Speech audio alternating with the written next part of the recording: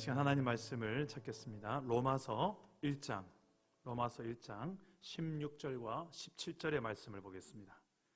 로마서 1장 16절과 17절 말씀, 신약성경 240페이지에 있는 말씀입니다. 로마서 1장 16절과 17절의 말씀을 우리 다 같이 한 목소리로 우리 크게 한번 읽어보겠습니다. 우리 다 같이 읽겠습니다. 시작. 내가 복음을 부끄러워하지 아니하노니 이 복음은 모든 믿는 자에게 구원을 주시는 하나님의 능력이 됨이라. 먼저는 유대인에게요 그리고 헬라인에게로다. 복음에는 하나님의 의가 나타나서 믿음에 이르게 하나니 기록된 바 오직 의인은 믿음으로 말미암아 살리라 함과 같으니라. 아멘. 오늘도 말씀으로 찾아오시는 주님 만나기를 축복합니다. 복음과 상황이라는 큰 주제로 오늘 두 번째 말씀, 소망의 복음이라는 말씀으로 하나님의 말씀을 대언하겠습니다. 먼저 그림 한 장을 좀 보겠습니다. 여러분 저 그림을 한번 가만히 좀 지켜보시고 어떤 그림일까? 이 그림의 제목을 만약에 내가 정한다면 무엇으로 정하면 좋을까? 한번 여러분 생각해 봐 주십시오. 객관식입니다. 1번은 절망, 2번은 소망. 무엇일까요? 제가 이 그림을 좀 설명해 드리겠습니다. 설명을 듣는 중에 한번 뭐가 제목이 되면 좋을지 한번 여러분 생각해 보시기 바랍니다. 이 그림은 영국의 화가 조지 프레드릭 와츠의 그림입니다.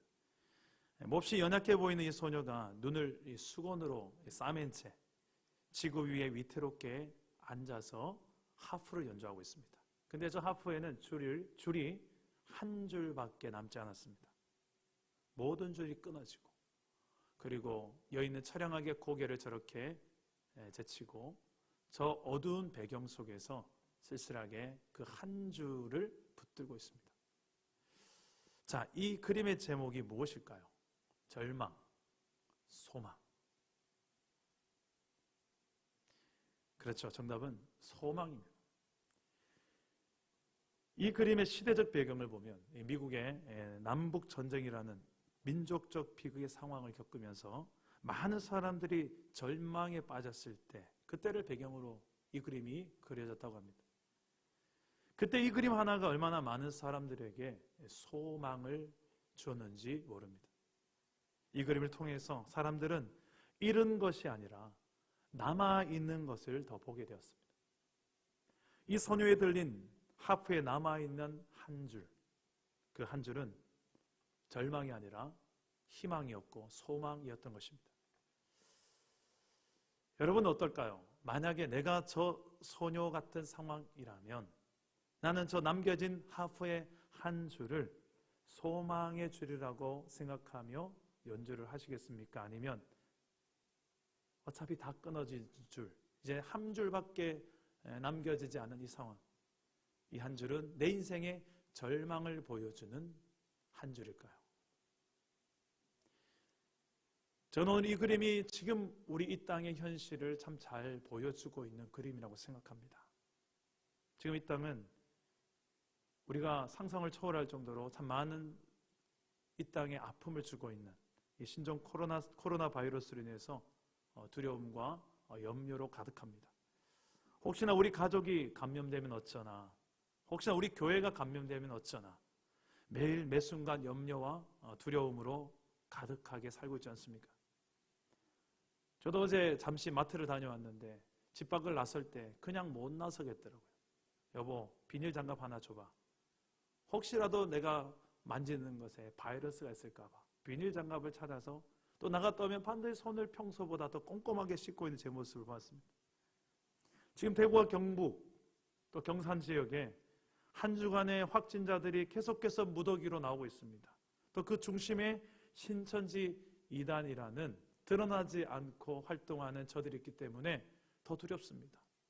저들은 또 교회 안에 숨겨 들어와서 또 교회를 많이 무너뜨리고 미혹하는 역할을 해왔기 때문에 지금 이 땅의 교회들이 더 긴장하지 않을 수가 없는 것 같습니다.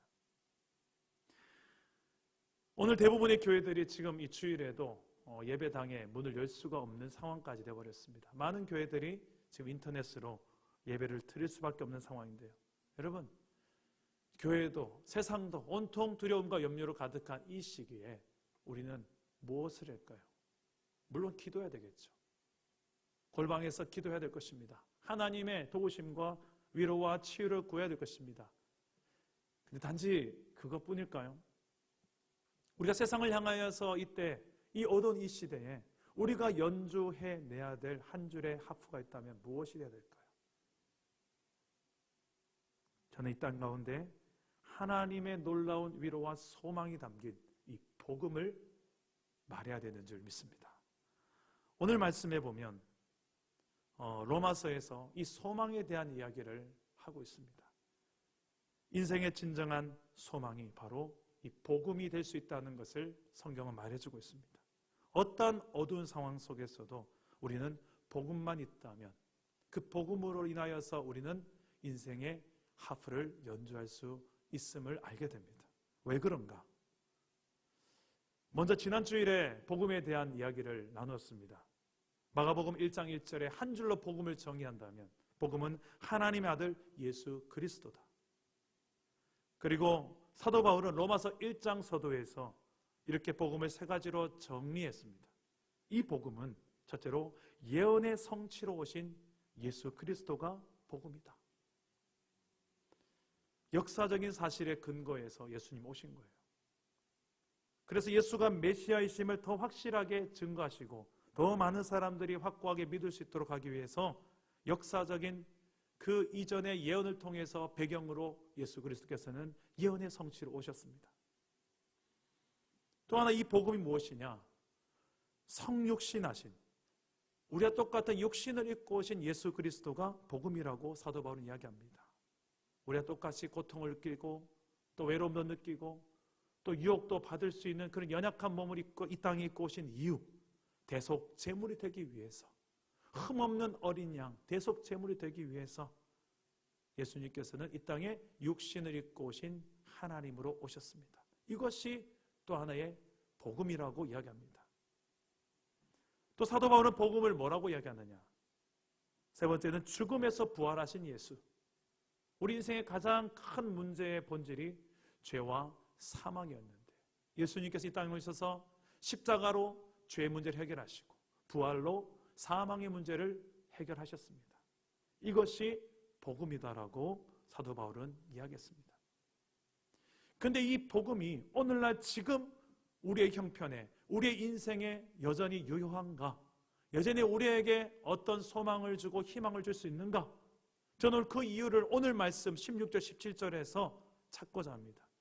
우리 16절과 17절 말씀의 내용을 보면 이렇게 이야기합니다. 복음을 믿는 모든 자를 하나님은 구원하시고 복음을 믿는 모든 자를 하나님은 의롭게 하시기에 이 복음은 우리에게 유일한 소망이 됩니다. 우리 16절과 17절을 우리 다시 한번 읽어보겠습니다. 다 같이 읽겠습니다. 읽을 때에 여러분 포인트를 하나 주고 읽어야 될 것이 있는데 모든 믿는 자라는 이 단어를 포인트를 주고 한 번만 읽어보겠습니다. 16절과 17절 시작. 내가 복음을 부끄러워하지 아니하노니 이 복음은 모든 믿는 자에게 구원을 주시는 하나님의 능력이 됨이라. 여러분 여기까지 읽겠습니다. 하나님은 어떤 사람도 어떤 환경에 있는 자들도 어떤 죄악 가운데 있는 사람들도 예수를 믿기만 하면 구원하신다. 그런 죄와 사망으로부터 정죄하지 않고 구원하신다. 하나님께서 이렇게 약속하신 거예요. 그 어떤 이 땅 가운데 문제 가운데 있는 자들도 알코올 중독자, 성범죄자, 이단에 빠졌던 사람, 이 모든 사람들 예수를 믿기만 하면 모든 믿는 자들이 구원받고 의롭게 여김을 받는다는 것입니다. 그게 복음에 담긴 하나님의 능력입니다. 그게 복음에 담긴 하나님의 의로우심입니다. 그래서 이 복음은 연약하고 부족한 우리의 유일한 소망이 오늘도 될 수 있는 것입니다. 이 사실이 조금 불편하게 느껴지는 이유가 혹시 있습니까?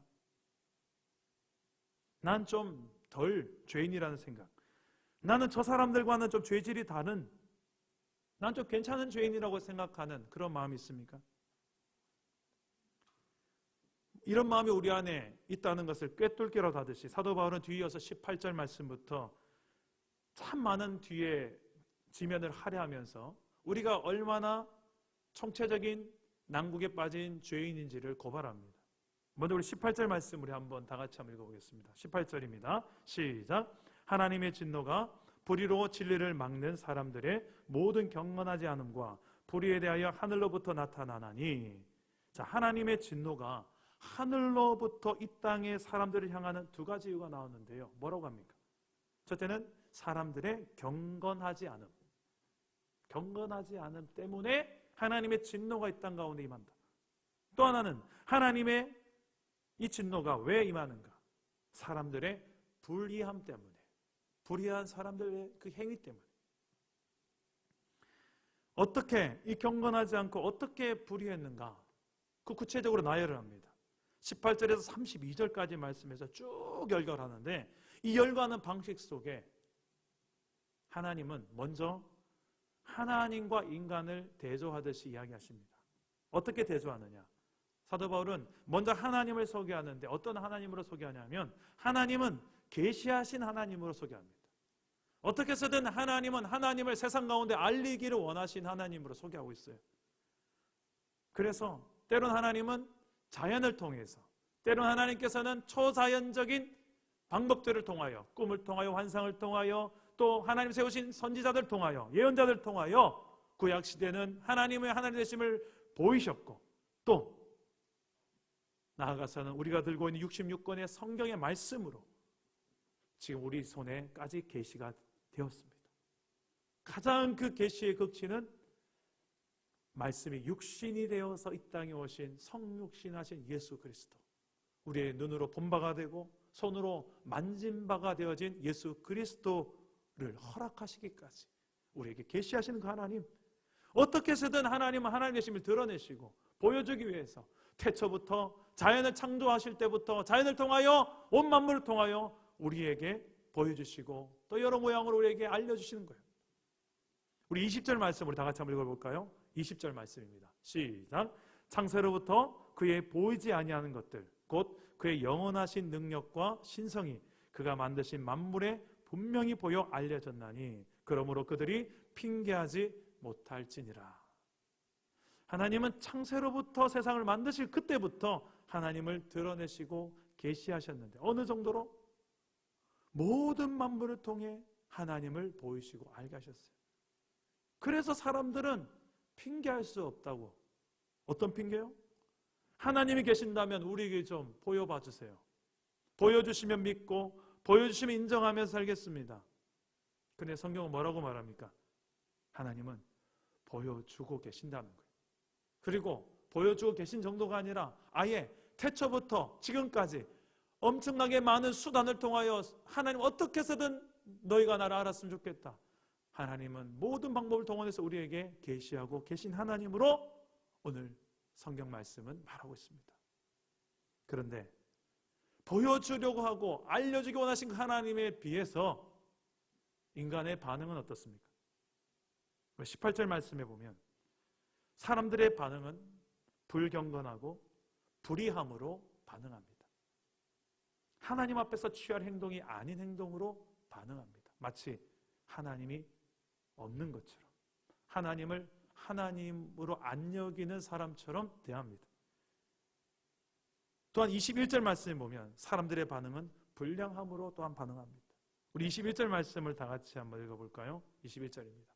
시작. 하나님을 알되 하나님을 영화롭게도 아니하며 감사하지도 아니하며 오히려 그 생각이 허망하여지며 미련한 마음이 어두워졌나니. 하나님이 계시하셔서 하나님을 알게 하시되 하나님은 알아도 하나님을 영화롭게 하지 않는 인간. 차라리 모른다고 하면 더 나을 것 같은데 오늘 말씀 보니까 하나님을 알되 아는데 하나님을 영화롭게 안 한다. 이 말씀이 더 씁쓸하게 다가옵니다. 알면서도 모른 채 하는 인간의 모습, 알면서도 쌩까는 모습, 알면서도 무시하는 모습, 이게 인간의 반응의 모습이라고 성경은 고발하고 있어요. 이게 지금 누구 이야기하고 있는 것입니까? 목사님, 그건 제 이야기 아닌데요. 과연 그렇습니까? 그 뒤에 나오는 말씀들을 계속 읽다 보면 여러분 점점 여러분들의 마음은 옥죄해 올 것입니다. 왜 하나님 앞에 이렇게 우리는 알아도 불경건하게 대하고 불의하게 하고 불량하게 반응할까요? 오늘 말씀에 보니 세 가지 이유가 나오는데, 첫째로 왜 이렇게 우리는 행하는가? 생각이 허망하고 또 마음이 어두워졌기 때문이라고 이야기합니다. 21절 후반절에 보니까 오히려 그 생각이 허망하여지고 미련한 마음이 어두워졌나니, 생각과 마음이 허망하여지고 어둡기 때문에 하나님을 영화롭게도 할 수 없고 감사도 안 하는 거예요. 왜 내 생각이 이렇게 허망해지고 왜 내 마음이 어둡게 됐을까요? 내 생각과 내 마음에 무엇을 향하기 때문일까요? 그렇죠. 하나님이 아니라 자꾸 하나님 외에 다른 것들에 내 마음을 더 많이 두고 내 생각을 허망한 것에 자꾸 두니까, 그 썩어 없어질 것들을 향하여서 나는 영원히 썩지 아니할 하나님과 바꾸어서 늘 그것을 주야로 묵상하며 살아가니까, 그 잠깐 즐기고 쾌락을 느끼는 것을 위해서 영원한 즐거움과 희락을 바꿔버리는 이 어리석음 때문에 우리 너무나도 쉽게 이 세상 앞에 하나님 안에 있는 이 진정한 영원한 만족을 타협하고 포기하며 거기에 길들어져 가고 있는 우리의 모습이 아닌가 싶습니다. 이런 것들 때문에 우리의 생각이 허망해지고 마음에 어두워지는 일들이 일어나, 그래서 하나님 앞에서 불경건하고 불의하고 불량하게 하나님을 알되 하나님을 영화롭게 하지 않는 삶을 살게 된다고 이야기합니다. 둘째로 왜 이런 일들이 일어나는가? 우리의 마음의 교만 때문입니다. 우리 22절 말씀에 보면 스스로 지혜 있다나 어리석게 되어, 여러분 스스로 지혜 있다라고 생각하는 분, 실상은 지혜가 없는 사람입니다. 오히려 정말 지혜로운 사람들은 하나님 앞에 늘 지혜 없는 사람인 것처럼 하나님의 지혜를 구하는 사람입니다. 실상은 어리석은 사람이라고, 오히려 교만한 마음을 가진 사람이라고 성경은 고발하고 있는 거예요. 이 교만한 마음, 높아진 마음 때문에 심지어는 하나님도 필요치 않고 하나님도 몰라보는 그런 인생의 모습 때문이라고 성경은 이야기합니다. 셋째로 왜 이렇게 우리는 하나님 알아도 하나님을 영화롭게 하지 않고 불경건하게, 불의하게, 또 불량하게 삶을 살아갈까? 28절 상반절 말씀해 보니까 하나님을 마음에 두기 싫어하기 때문이라고 합니다. 여러분, 왜 우리가 하나님을 마음에 두기 싫어할까요? 내가 하나님 되고 싶으니까, 내가 하나님 노릇하고 싶어서, 내가 주인 노릇하고 싶으니까. 창세기 1장에 가보면 하나님은 에덴 동산을 창조하시고 그곳에 주인으로 아담과 하와를 준 것이 아니라 그곳에 청지기로 아담과 하와를 세웠어요. 주인은 하나님이셨어요. 그런데 아담과 하와가 주인 자리가 탐이 난 거죠. 하나님처럼 되고 싶은 거예요. 나도 주인 노릇하고 싶고 나도 왕 노릇하고 싶은 거예요. 나도 창조주가 되고 싶은 거예요. 그 사단의 꼬임 앞에 네가 선악과를 먹는 그 순간 하나님처럼 될 것이다라는 그 미혹에 넘어간 거 아니겠습니까? 하나님을 마음에 두기 싫어하는 이유, 내가 하나님이 되고 싶고 내가 주인 되고 싶은, 청지기가 주인 노릇하고 싶은 우리의 마음 때문이라는 것입니다. 여러분 삶에서 하나님을 마음에 두기 싫어하는 어떤 시간과 장소가 있습니까? 하나님, 다른 건 몰라도 요때만큼은 제발 간섭하지 마세요. 요거는 제가 좀 알아서 하겠습니다. 요것만큼은, 요 장소만큼은 하나님 개입하지 마세요. 하나님이 불편한 장소가 있습니까? 마음이 부패하고 교만하여 하나님을 마음에 두기 싫어하기에 하나님을 알되 그 앞에서 불경건하고 불의하고 불량하게 우리는 반응한다는 것입니다. 이게 바로 타락한 인간의 실상입니다. 그 결국은 뭘까요? 이 불경건하고 불의하고 불량함으로 하나님 앞에서 영화롭게 살지 않은 인간의 모습의 그 결말이 뭘까요? 어떤 열매들이 맺힐까요? 23절 말씀해 보니까 인간이 우상 숭배를 합니다. 하나님 외에 다른 것들을 하나님처럼 여기며 살아가는 우상 숭배를 합니다. 그리고 26절과 27절 말씀 보니까 육체의 타락으로 이어집니다. 마음 놓고 내 육체적 쾌락을 누리기 위해서 육체적인 타락을 하게 됩니다. 그리고 28절에 31절까지 보면 마음까지도, 보이지 않는 마음의 영역까지도 타락하게 되는 총체적 난국의 모습을 보여주고 있습니다. 오늘 가장 무서운 우상은 이 803 갓바위가 아닌 것 같아요. 우리의 일상 속에 늘 가까이 손에 쥐어지는 돈, 소중히 여기는 자녀, 자기 자신, 성공, 명예, 권력, 이 땅에서 내가 거머쥐고 싶은, 하나님보다 더 가치 있어 보이고 더 누리고 싶은 이 많은 것들, 이것들 때문에 내 마음이 늘 타협하고 흔들리는 그 모든 것들이 더 무서운 마음의 우상이 아닌가 싶습니다. 우리 안에 어떤 욕구도 하나님을 향한 영화롭게 하고자 하는 이 마음보다 더 앞설 수가 없습니다. 육체의 타락은 육체적인 쾌락을 추구하는 쪽으로 얼마나 또 발달하고 합리화시킨지 모릅니다. 성적으로 타락하여 성적 취향이라는 표현하에 어떤 욕구도 다 개인적 취향이라는 명목하에 합리화하고 합법화시키려고 합니다. 동성애, 아동성애, 시체성애, 동물과의 수관 등 이 모든 것들을 성적 취향 또 인권이라는 명목하에 합리화시키고 합법화시키려고 합니다. 여러분, 이 마음의 타락으로는, 이어지는 마음의 타락으로는 더 구체적으로 다양하게 지적하는데요. 우리 1장 28절에서 31절까지의 내용인데 우리 다 같이 한번 보겠습니다. 어떤 마음의 타락을 구체적으로 지적하는지 우리 28절부터 31절까지 다 같이 한번 읽어보겠습니다. 시작. 또한 그들이 마음에 하나님 두기를 싫어하며 하나님께서 그들을 그 상실한 마음대로 내버려 두사 합당하지 못한 일을 하게 하셨으니 곧 모든 불의, 추악, 탐욕, 악의가 가득한 자요, 시기, 살인, 분쟁, 사기, 악독이 가득한 자요, 수군수군하는 자요, 비방하는 자요, 하나님께서 미워하시는 자요, 능욕하는 자요, 교만한 자요, 자랑한 자요, 악을 도모하는 자요, 부모를 거역하는 자요, 우매한 자요, 배악하는 자요, 무정한 자요, 무자비한 자라.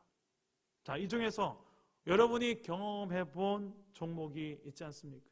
탐욕, 시기, 분쟁, 수군수군하는 것, 비방하는 것, 자랑하는 것, 악을 도모하는 것, 부모를 거역하는 것, 무정한 것, 무자비한 것. 몇 가지씩 다 우리가 걸리잖아요. 하나님은 어떻게 해서든 우리에게 하나님을 알려고 하셨는데 인간은 하나님을 모르는 게 아니에요. 모른 채 하는 거죠. 굳이 모른 채 하려고 외면한 이유가 뭘까요? 하나님을 알면 안 되거든요. 하나님 앞에 서면 안 되거든요. 왜? 보세요. 우리는 머리부터 발끝까지 죄악된 의롭지 않은 불의함으로 가득하고 불경건함으로 가득하고 불량함으로 가득한 게 우리의 현 주소라는 거 아니겠습니까? 그래서 굳이 하나님을 알려고 하지 않고 하나님을 굳이 외면하며 살려고 하는 거 아니겠습니까? 그래서 그 결국에 어떤 쓴여매를 맺고 있습니까? 우상 숭배를 하고 실상은 없는 그 허탄한 우상을 하나님처럼 여기며 숭배하며 인생을 허비하는 인생. 잠시 잠깐 육체의 그 쾌락을 누리기 위해서 육체의 타락, 심지어는 보이지 않는 마음의 영역까지 타락하게 되는 이 총체적인 타락으로 무너진 이 소망이 없는 우리의 상태, 이 상태를 우리는 봐야 됩니다. 근데 더 안타까운 것이 하나 더 나옵니다. 여기서 멈추는 게 아니에요. 2장으로 넘어가 보면 2장 1절에서 5절까지의 말씀에 이런 상황에서 어떤 모습을 취하냐, 이제는 남을 판단합니다. 그리고 그 남을 정죄합니다. 내가 이렇게 불의하고 불경건하고 불량한데도 불구하고 그 상황에서 회개로 연결되는 게 아니라 남을 정죄합니다. 판단하고 있어요. 2장 1절과 2절 말씀만 한번 읽어볼까요? 우리 다 같이 한번 읽어보겠습니다. 시작. 그러므로 남을 판단하는 사람아, 누구를 막론하고 네가 핑계하지 못할 것은 남을 판단하는 것으로 네가 너를 정죄함이니 판단하는 네가 같은 일을 행함이니라. 이런 일을 행하는 자에게 하나님의 심판이 진리대로 되는 줄 우리가 아노라. 미성숙한 성도들의 대표적인 특징. 자신에게는 관대하고 남에게는 엄격합니다. 내가 하면 로맨스요, 네가 하면 스캔들이죠. 뒤에서 뒷담화로 남을 판단하고 정죄하기를 너무 즐겨하는 사람. 가만히 보면 그 사람이 더 문제가 많아요. 더 형편없어요. 그런데 왜 그렇게 뒤에서 누군가를 판단하고 정죄할까요? 그렇게 해야지 자기는 문제가 없는 사람이 되는 줄 착각하기 때문입니다. 하나님은 이런 일을 행하는 자에게 하나님이 똑같이 정죄함을 네가 받는다라고 이야기하고 있습니다. 착각하지 마십시오. 우리도 똑같은 죄인이었습니다. 정확하게 말하면 우리는 그저 세상 사람들보다, 아직 예수를 믿지 않는 사람들보다 먼저 구원받은 죄인일 뿐입니다. 먼저 그 구원의 은총을 경험하는 것뿐이죠. 원래 우리가 의인이었던 것처럼 살아갈 만한, 원래 우리가 의인이었던 것처럼 자신을 자랑할 만한 그런 우월감을 가질 성도는 아무도 없습니다. 오직 우리를 향해 십자가에 죽어주신 예수 그리스도의 의로우심 때문에 우리가 의롭다라고 칭함을 받을 뿐입니다. 이것이 은혜라는 거예요. 의인이 아닌데 의인이라고 칭해 주시는 그 하나님의 은혜. 사도 바울은 이것이 복음에 드러난 하나님의 의라고 이야기해 줍니다. 우리는 사실 이 사실을 믿고 있는 거예요. 그래서 우리는 복음을 믿는 모든 자들이 구원받고 의롭다 여김받는 것에 열받을 필요가 없어요. 하나님, 다른 사람은 구원받아도 저 사람은 안 돼요. 하나님, 동성애자들은 구원받으면 안 돼요. 하나님, 성범죄자들은 구원받으면 안 돼요. 하나님, 저 북한에 있는 저 김정은과 공산당들은 구원받으면 안 돼요. 하나님, 저 신천지는 구원받으면 안 돼요. 저도 솔직히 신천지가 별로 안 좋습니다. 그런데 어떻게 해요? 성경 말씀에 믿는 모든 자에게 구원을 베푸시는 하나님의 능력이라고 성경이 말하는데, 하나님이 구원하시는데 누가 막습니까? 그리고 여러분, 어딜 봐도 우리가 저들과 더 낫다라고 말할 수 있는 게 또 뭐가 있겠습니까? 우리는 먼저 구원받은 죄인입니다. 원래 우리도 죄인 중에 개수요, 저 심판의 대상에 올라가야 됐던 죄인 아니었습니까? 하나님께서는 이런 총체적으로 범죄하고 소망이 없는 우리의 모습과 이 땅의 현실 속에 복음이라는 것을 주셔서 그 복음으로 말미암아 이 땅에 진정한 소망이 되게 하셨습니다. 성경은 말합니다. 로마서 3장에 의인은 없나니 하나도 없고. 왜 복음이 내게는 아무런 능력으로 나타나지 않을까? 왜 복음을 알면서 내게 능력이 되지 않을까? 그 첫 번째 단추를 잘못 끼웠기 때문입니다. 어디서부터 출발해야 되냐? 나는 죄인입니다. 하나님, 나는 죄인입니다. 나는 자격이 있어서 구원받은 것이 아닙니다. 하나님, 그렇게 하나님 앞에서 우리 자신의 이 하나님을 불의하고 불경건하고 불량행하는 이 모든 죄를 인정하는 죄인됨을 인정하는 데서부터 출발해야 되는 거예요. 그때에 진정한 소망이 되는 예수 그리스도, 믿는 모든 자에게 구원을 베푸시는 하나님의 능력이 내게 감사로 다가오고, 나뿐만 아니라 내 주변에 있는 많은 영혼들이 예수 그리스도를 좀 더 믿었으면 좋겠다, 알았으면 좋겠다, 그분을 증거하는 기쁨을 알게 될 것입니다. 지금 신종 코로나 바이러스로 인해서 세상은 두려움과 또 누군가의 책임을 묻고 비판하고 판단하는 모습으로 가득합니다. 하지만 우리 예수 믿는 교회는 다시금 이 복음을 붙들어야 할 줄 믿습니다.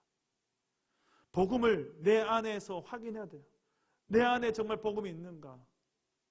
내 안에 진정한 믿는 모든 자에게 구원을 베푸신 하나님의 능력되는 그 복음을 붙들고 내가 구원받은 백성으로 지금 살고 있는가? 내일 당장 하나님 나를 부르시더라도 나는 그래도 천국에서 눈뜰 수 있는 구원의 확신으로 살고 있는가? 나아가서 아직도 이 복음을 모르고 살아가고 있는, 저 소망 없이 살아가고 있는, 세상에 빠져 살아가고 있는 모든 복음을 필요로 한 자들에게 우리는 복음을 전해줘야 될 사명이 있습니다. 지금 신종 코로나 같은 이 두려운 이 시대에 그 두려움 가운데 있는 이 많은 이 세상 사람들 가운데 우리는 이 두려움보다 더 큰 하나님의 구원과 또 하나님의 의를 붙드는 믿음이 있을 때에 우리는 모든 두려움을 이겨낼 줄 믿습니다. 코로나 때문에 많은 사람들이 누군가의 책임을 묻고 누군가를 탓하는 구조로 나아갈 때 교회가 해야 할 가장 중요한 일은 바로 그 가운데서도 세상의 진정한 소망 대신 복음을 말하고 소망의 복음을 전하는 일이 되어져야 할 것입니다. 왜 이런 코로나가 이 땅에 발생했고 우리의 삶의 현장까지 전파되는지 그 책임을 중국에 돌리고 이 나라 정치인들에게 돌리고 신천지에게 돌리고 그들을 정죄하기보다 먼저 하나님 앞에 우리 자신을 돌아봅시다. 예수 없이는 복음 없이는 아무런 소망 없는 죄인 중에 괴수였던 나 자신을 인정하는 데서부터 출발해야 됩니다. 그곳에서 하늘의 하나님의 은혜를 구하고 나 같은 죄인도 구원하신 그 하나님께서 지금 이 시대 소망 없는 이 시대를 하나님 구원해달라고 모든 믿는 자에게 구원을 베푸시는 하나님의 능력되는 이 복음을 세상에 말해야 되는 것입니다. 오늘 말씀에 하나님은 오래 참으시며 기다리시는 거예요. 하나님은 그냥 내어버려 두고 계신 하나님으로 오늘 말씀에 나오죠. 3번이나 내버려두사 내버려두사 내버려두사 이 유기에 두시는 하나님의 심판이 있는데 그 내버려두는 그 상태가 이미 심판인과 동시에 하나님은 참으시면서 회개하기를 기다리고 계신 하나님이십니다. 기회를 또 주고 계신 하나님이세요. 복음은 예수 믿는 모든 자들을 구원하시고 또 예수 믿는 모든 자들을 의롭게 여기시는 하나님의 능력이라고 오늘 말씀을 선포합니다. 우리의 상황이 어떤 상황이 있든지 간에 우리의 지금 어둠이 아무리 짙을지라도 진정한 빛 되시고 소망 되신 복음을 우리가 경험할 때에 그 복음 안에서 진정한 소망을 찾고 회복을 찾고 구원을 경험하게 될 줄 믿습니다. 소망을 잃은 이 어두운 이 시대 가운데 복음을 부끄러워하지 않고 오히려 바울처럼 복음을 자랑으로 여기며 세상 가운데 복음을 전해줄 수 있는 저와 여러분 되시기를 바랍니다. 물론 이 접촉을 싫어하는 이 시대예요. 그러나 여러 가지 방법으로 지금 우리는 복음을 말할 수 있어요. 문자로, 카톡으로, 전화로. 두려운 가운데 이 시대 가운데 하나님을 바라보자고 하나님을 믿자고 이때를 위함이 아니겠습니까? 우리가 진정한 구원이 되시는 예수 그리스도를 바라보고 믿을 때 또 믿게 할 때 어떤 암담한 시대적 상황 속에 있다 할지라도 소망의 노래를 우리는 부르게 될 줄 믿습니다. 나아가 그 소망의 이유가 되시는 예수 그리스도를 세상 가운데 자랑하며 또 전파하게 되어질 줄 믿습니다. 말씀을 맺겠습니다. 다시 우리 처음의 그림을 한번 보도록 하겠습니다. 자세히 보시면 알겠지만 저 사진의 저 뒤쪽에 여인의 뒤쪽에 보면 아주 자그마한 빛이 있습니다. 저 동그라미로 보이는 저 빛, 흰색의 빛이 보이죠. 저 작은 별 하나가 지금 소녀를 희미하게 비추고 있습니다. 저 한 줄기 빛이 어떤 빛일까? 작가가 분명히 의미 있게 저 한 점을 찍었을 것입니다. 저 칠흑 같은 어둠의 상황, 한 줄밖에 남지 않은 저 악기의 상황이지만 그럼에도 저 소망의 빛이 있다. 그 소망의 빛은 바로 복음인 줄 믿습니다. 우리가 믿는 하나님인 줄 믿습니다. 그 하나님을 바라보고 그 하나님을 소망하고 그 복음을 소망하고 증거할 때에 이 어둠의 세상이 아무리 칠흑같이 어둡다 할지라도 남겨진 줄이 비록 한 줄밖에 없다 할지라도 그 유일한 우리의 소망이 되신 복음으로 말미암아 다시금 구원을 경험하고 세상에 소망을 주는 놀라운 역사가 일어날 줄 믿습니다. 내 삶을 두렵게 하는 이 어둠을 뚫고 소망을 주는 이 한 줄기 빛이 되시는 살아계신 하나님을 붙들고 시대에 노래할 줄 아는 예배자 저와 여러분 되시기를 축복합니다. 나아가 이 어둠 속에서 두려워하고 있는 세상을 향해 진정한 소망이요 구원이 되시는 예수 그리스도의 복음을 증거하는 교회, 우리 사랑 담은 교회가 되시기를 주 예수의 이름으로 축원합니다. 아멘. 오늘 말씀을 생각하면서 이 찬양을 하나 나누고 싶습니다. 선한 능력으로라는 찬양입니다.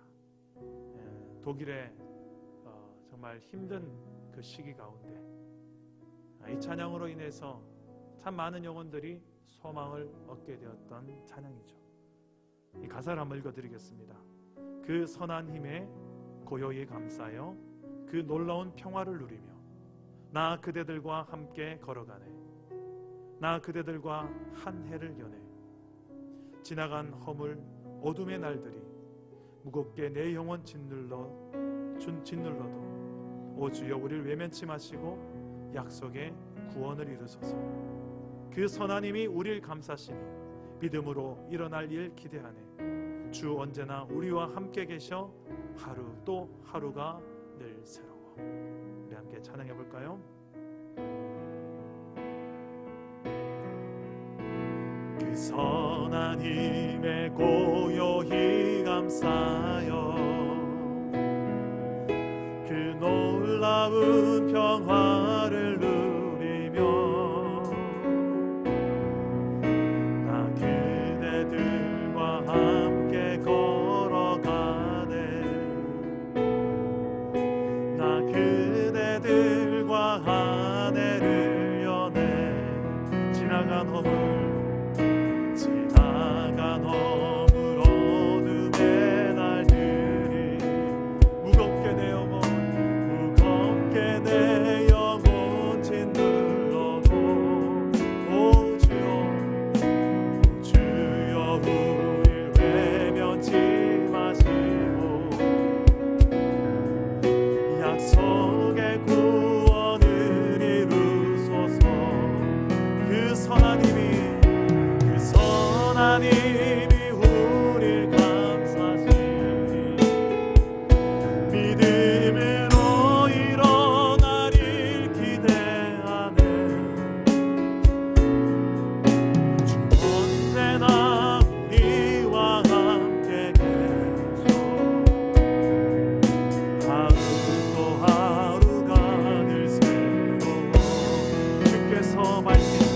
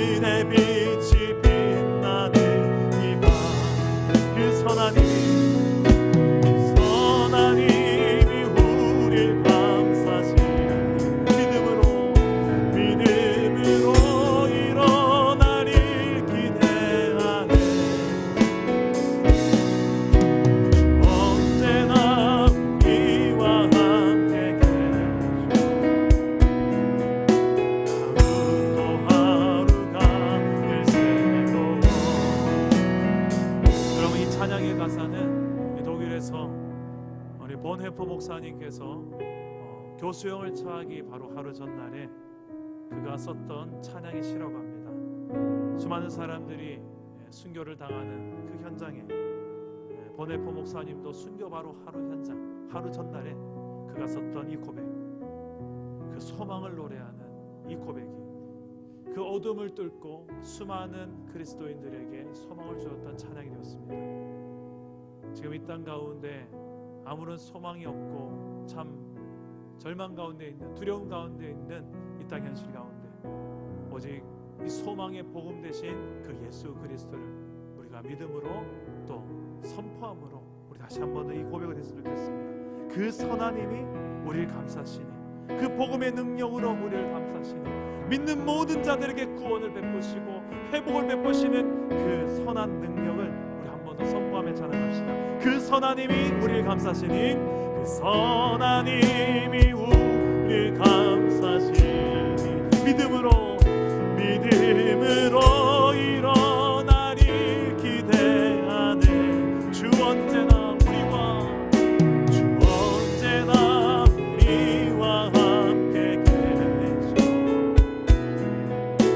하루 또 하루가 늘 새로 그 선한 힘이 우리를 이 땅을, 그 선한 힘이 우리를 감싸시니,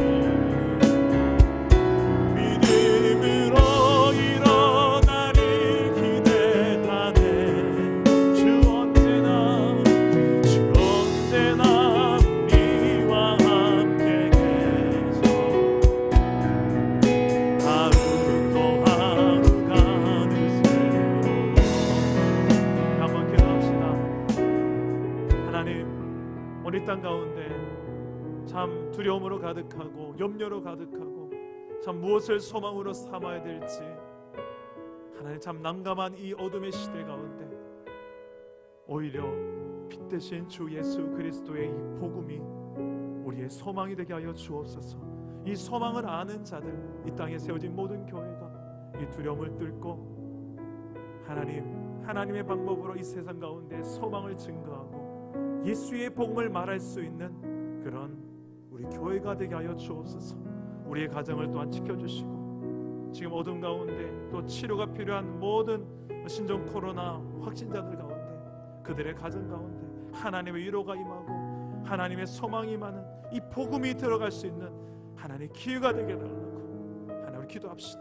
이 땅의 모든 두려움을 뚫고 오히려 소망의 복음이 선포되어지고 회복의 복음이 드러날 수 있게 해달라고 저를 따라오기도 하겠습니다. 주여 은혜를 주옵소서.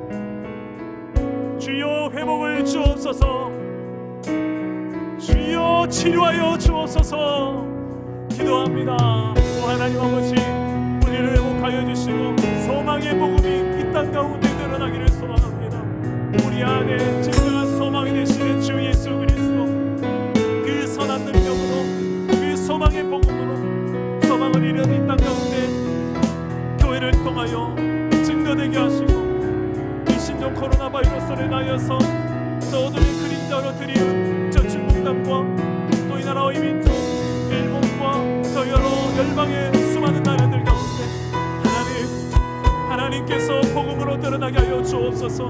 그 선한 능력이 복음 안에 담겨 있사오니 믿는 모든 자들을 구원하시는 하나님의 능력이 되고, 믿는 모든 자들을 의롭다고 칭하시는 하나님의 의가 드러나는 이 놀라운 이 복음을 우리는 알고 또 나는 확신하며, 거기서 머무는 것이 아니라 그 어떤 누구라도 이 복음을 필요치 않는 자가 없사오니 이 복음은 하나님 아버지요, 우리가 문자로 전하게 하시고 SNS상으로 소리 증하게 하시고, 하나님 아버지요, 아버지 우리 통화로서 우리 가족들과 친인척들에게 말하게 하시고, 예수 그리스도를 믿으라고, 오직 그 믿는 믿음으로 말미암아 우리가 하나님 영원히 구원받고 우리의 삶이 회복될 것이라고 진노 하나님 아버지요, 예수 그리스도를 말할 수 있는 기회로 삼게 하여 주옵소서.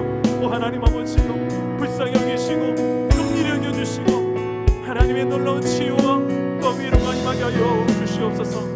성령께서 함께하여 주시옵소서. 살아계신 하나님, 이 땅 가운데 소망을 잃고 두려움 가운데 있는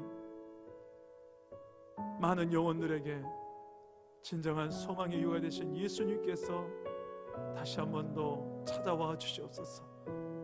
여러 모양으로 우리에게 찾아오시고 계시하시고 보여주기 원하신 하나님, 창세 때부터 지어진 모든 만물을 통하여 나는 너희들에게 알려지기 원한다고 끊임없이 우리에게 계시하고 계신 하나님, 자연 만물을 통해, 성경을 통해, 예수님을 통해, 수많은 선지자를 통해, 이 땅에 세워진 교회들을 통해 하나님이 살아계신다고, 수많은 하나님 만난 증인들을 통해, 증거를 통해 하나님이 알려지고 있는데 아버지요, 더 선명하게, 더 이 어둠이 짙을수록 더 선명하게 빛의 복음이 드러나는 기회가 되게 하여 주시옵소서. 하나님 없이도 살만했던 우리의 인생이 있었다면 다시 하나님 없이는 살 수 없는 인생이라고 고백하며 여호와 하나님을 고백하게 하시고, 하나님 우리에게 그 선한 능력을 베풀어 주사 그 소망의 빛을 비춰 주사 어둠을 뚫고 세상에서 우리가 노래하며 또 예배하며 소망을 노래할 수 있는 교회가 되게 하여 주옵소서. 아버지요, 코로나 확진자들을 불쌍히 여겨주시고 그들의 가정을 위로해 주시고 하나님 치료의 영으로 함께하여 주시옵소서. 더 이상 확진자가 생기지 않도록 주님이 막아주시고 이 땅을 불쌍히 여기사 하나님 긍휼히 여겨 주시옵소서. 특히 대구 경북 지역에 수많은 신천지들이 주께로 돌아오게 하시고 전국에 퍼져서 신천지들의 그들의 마음속에 거짓된 미혹되었던 저들의 마음이 진리의 영이신 성령 안에서 진리의 복음으로 돌아오는 계기가 되게 하여 주시옵소서. 오 하나님 아버지, 교만했던 우리의 마음을 낮춰 주시고 하나님 앞에서 경건치 않고 불의하게 행하였던 우리의 모든 삶을 회개하오니 주여 불쌍히 여기시고 회복을 허락하여 주시옵소서. 그렇게 역사하실 주님을 믿사옵고 살아계신 예수의 이름으로 기도드립니다.